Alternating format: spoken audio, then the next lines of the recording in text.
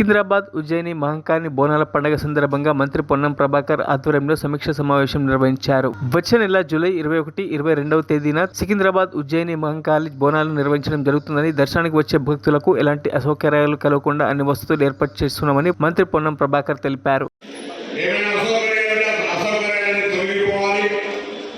ఎవరి బాధ్యతలు ఆ బాధ్యతను సక్రమంగా నిర్వహించాలనే చర్యలు స్థానికంగా మీ అందరూ సహకారం ఉండకపోతే కార్యక్రమం విజయవంతమయ్యే ప్రశ్న లేదు.